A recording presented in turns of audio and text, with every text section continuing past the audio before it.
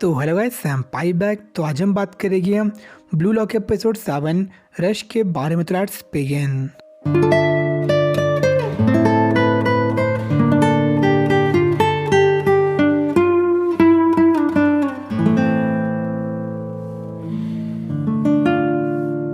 तो last episode में कौन टीम जेड को बिट्रे कर लेता है और अब टीम जेड के पास कोई भी चांस नहीं है जीतने का, एज एक तो वो आउट नंबर हो चुके थे और दूसरा कौन ने टीम डब्ल्यू को उनकी सारी टैक्टिक्स और वीकनेस बता दी थी। तो टीम डब्ल्यू फिर से उन पर अटैक करती है, बट इस टाइम जो लेमन था किस तरह उनके बॉल को रोक लेता है और सबको इनकरेज करता है कि उन्हें बस एक गोल चाहिए होगा ड्रॉ करने के लिए। एज अगर वो ड्रॉ कर लेते हैं तो उनके चांस जो सर्वाइवल का था वो इससे बढ़ सकता है। और जो चिगरी था वो अभी भी कुछ नहीं कर रहा था और वन ऑफ ब्रदर्स उसका मजाक बना रहे थे कि आज वो उसका करियर बिल्कुल ख़त्म कर देंगे। और राइची उस पर बहुत ज़्यादा गुस्सा था, बट चिगरी भी अपने ऊपर खुद से गुस्सा था। और हम देखते एक फ्लैशबैक को जिसमें चिगरी जस्ट ज्वाइन करता रोक्सो बिजनेस हाई स्कूल को, जहाँ पे वन ऑफ ब्रदर्स के सीनियर थे और वो चाहते हैं अपनी सीनियरिटी को इस्टेब्लिश करना। बट चिगरी को इसकी कोई परवाह नहीं थी, एज वो वहाँ पे आया था अपने नाम को बनाने, चैम्पियनशिप को जीत के। और वो बहुत ज़्यादा ईजिली उन दो को डिफीट कर लेते अपने वेपन की मदद से, जो कि उसकी स्पीड थी। और इसके बाद इसका स्कूल था वो उसकी स्पीड के अराउंड सेटलाइज होता है चैम्पियनशिप जीतने के लिए। और चिगरी स्टेज पे बहुत ज़्यादा नार्सिसिस्ट था, एज उसके अकॉर्डिंग वो और लोगों से बहुत ज़्यादा टैलेंटेड था और वो एक चूजन वन था। एज जब वो 6 साल का था उसने सब बंदों को आउट रन कर दिया था और तब से सॉकर उसके लिए सब कुछ था। और तब से उसे लगता है कि वो पैदा हुआ था अपने टैलेंट को प्रूव करने के लिए और सब कुछ सही चाह रहा था और बहुत पॉपुलर बन रहा था। और उसका एक ही एम था, वो था बेस्ट स्ट्राइकर बनना पूरे वर्ल्ड में, और जिसके लिए उसे कोई डाउट नहीं था। बट एक दिन वो अपनी नी को इंजर्ड कर लेता है और अगर उसे वहाँ पे फिर से इंजरी होती है तो कभी भी सॉकर नहीं खेल पाता। तो उस दिन के बाद से वो बन गया था एक फॉर्मर जीनियस और वन ऑफ ब्रदर्स उसका मजाक बनाते हैं कि अपने वेपन को वो यूज़ नहीं कर सकता तो बस यूज़लेस है। और इसके बाद चिगरी अपने रिहैब पे जाता है और कुछ टाइम के बाद ठीक होके वापस आता है, बट अब उसकी स्पीड पहले जैसी नहीं थी। और ये बात नहीं थी कि वो बहुत ज़्यादा स्केयर था अपने आप को इंजर्ड करने से, बट हमें से चाहता वर्ल्ड का बेस्ट स्ट्राइकर बनना। तो इस चीज़ से डर रहा था कि वो चीज़ को लूज़ कर देगा जो कि वो था। और तब से जो उसकी राइट लेग थी वो बॉन्ड हो गई थी चेंज में और वो ब्लू लॉक में आया था एक रीज़न ढूंढने के लिए ताकि वो गिव अप कर सके सॉकर पे। और अब बस 5 मिनट बचे थे और सब कुछ एंड होने वाला था और जो उसका करियर था वो उसे अब ख़त्म कर सकता है। लेकिन इस साई के लिए अभी भी कुछ ख़त्म नहीं हुआ था और वो अपना पूरा बेस्ट ट्राई कर रहा था, बट बिना टीम डब्ल्यू के डिफेंस को तोड़े कुछ भी पॉसिबल नहीं था। और अभी सागी कोई भी गोल को स्मेल नहीं कर पा रहा था और क्वन उसका मजाक उड़ाता कि इवन दो वो गिव अप नहीं करेगा, जो गेम थी वो उनकी हार साथ एंड हो जाएगी। और अब गेम पहुंच गई थी एडिशनल 3 मिनट में और इसागी नहीं चाहता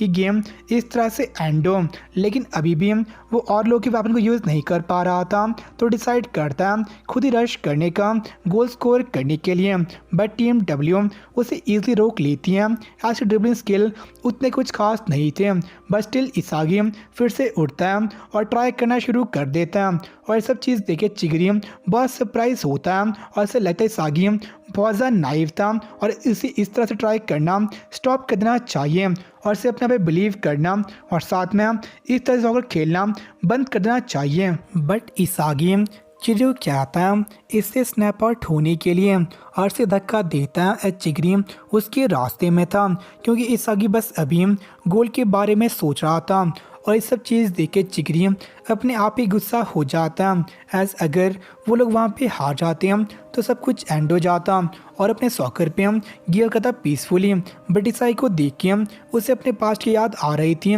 जब वो सोचता था कि वो वर्ल्ड में बेस्ट है और सॉकर के लिए वो कुछ भी कर सकता था। बट अब वो समझ नहीं आती वो किस चीज़ से डर रहा था, एज अब वो जीनियस नहीं है, नहीं उससे फ़र्क पड़ रहा था कि अपना वो इंजर्ड करके कभी भी खेल नहीं कर पाएगा। बस अब उसे ये चीज़ चाहिए लिए थी उस रश को लूज़ ना करें जो फील कर रहा था ईसाई को देखते हुए, और सिर्फ कोई परवाह नहीं थी कि अपना को इंजर्ड कर लेगा और जो ये प्ले था वो उसका लास्ट प्ले हो सकता है। और फाइनली हम देखते हैं कि जो चीन से बॉन्ड कर रही थी वो टूट जाती है, एज उसके लिए वो बेस्ट स्ट्राइकर था वर्ल्ड में। तो बॉल अब लास्ट प्ले में थी और फाइनली हम देखते हैं साई को जो एक गोल को स्मेल कर पा रहा था, एज वो फील करता चिगरी को ऑपोजिट फ्लैग में भागते हुए। तो बॉल पास करता है फ्रंट में और कहता चिगरी को अपना वेपन दिखाने के लिए, बट सबको लगता है कि पास बहुत ज़्यादा बेकार था और अब मैच ख़त्म हो जाएगा। बट चिगरी अपनी स्पीड की वजह से बॉल तक पहुंच जाता है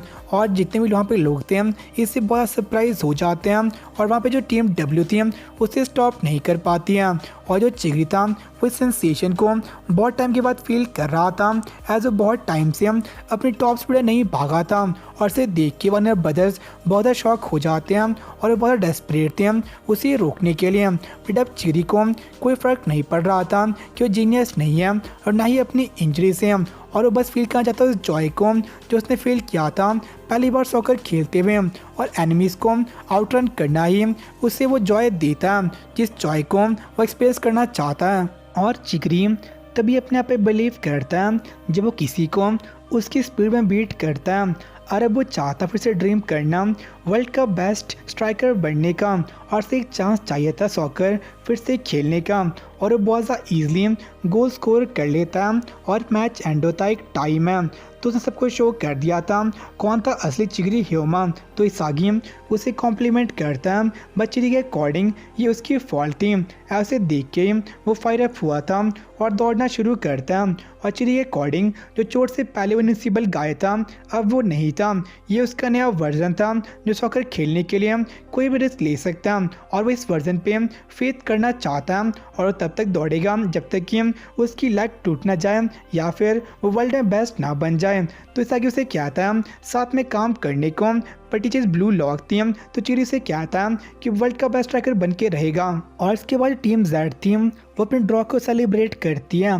एज अब उनके पास एक चांस था ब्लॉक में सरवाइव करने का, और दूसरी तरफ जो टीम डब्ल्यू थी वो क्वान को पीट रही थी, एज एक तो वो वहाँ पे जीत नहीं पाए थे और दूसरा क्वान ने उन्हें चिड़ी के बारे में नहीं बताया था, बट क्वान को चिड़ी के बारे में खुद ही पता नहीं था। तो इस आगे वहाँ पे आता उन्हें रोकने के लिए, और टाइम देखिए क्वान वहाँ से भाग जाता है। और जो बिल्डिंग 5 के 8 मैच कंप्लीट हो गए थे और टीम जेड का नेक्स्ट मैच था टीम वी के साथ में, और टीम वी वहाँ पे एक भी मैच नहीं हारी थी और उन्हें ट्राई करना पड़ना था 10 प्लेयर से मैच जीतने का, और तभी वो देखते कौन को ट्राई करते टील बनाने का टीम वी के साथ में, और उन्हें ऑफर करता है टीम जेड की सारी इन्फॉर्मेशन अगर वो टीम जेड को नो स्कोर पे रोक ले ताकि वो एडवांस कर सके टॉप स्कोर के रूप में। और उसके अकॉर्डिंग अगर वो लोग डील बनाते हैं तो उनके जो चांसेस हैं सिलेक्शन के वो बहुत ज़्यादा राइज हो सकते हैं, बट टीम वी इसे रिफ्यूज़ कर लेती हैं एज इस चीज़ में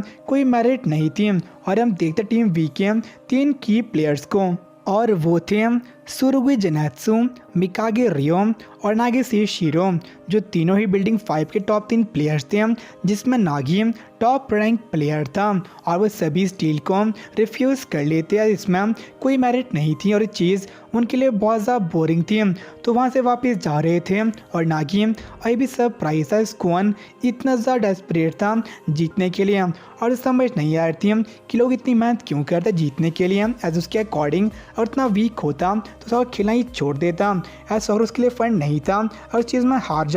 और इस आगे इस पर बहुत ज़्यादा गुस्सा हो जाता और इन्हें क्या था सॉकर को डिसरिस्पेक्ट ना करने के लिए, और इन्हें क्या था कि उन लोग को हराने वाले टीम जेड ही होगी, और एपिसोड यहाँ पे एंड हो जाता है। तो आज का एपिसोड काफ़ी सही था, एज हम देखते हैं चिड़ी के वेपन को और साथ में टीम वी की प्लेयर्स को, जिसमें नागी हमें बहुत ज़्यादा आलसी दिखता है बट ये फील्ड के अंदर बहुत ज़्यादा 360 टर्न हो जाता है। और बिना स्पॉइलर की एक बात बता सकता हूँ कि यस्टरडे एनिमी टुमारो फ्रेंड्स, जिसका मतलब आपको कुछ पता चल जाएगा, और साथ में जब ये फर्स्ट सिलेक्शन ओवर होगी हम सबका बहुत ज़्यादा पोपट हो जाएगा। तो बिना किसी मेजर स्पॉयलर्स के तो आज तो इतना ही है, तो मिलते हैं आपसे नेक्स्ट में, थोड़ा सा बाय।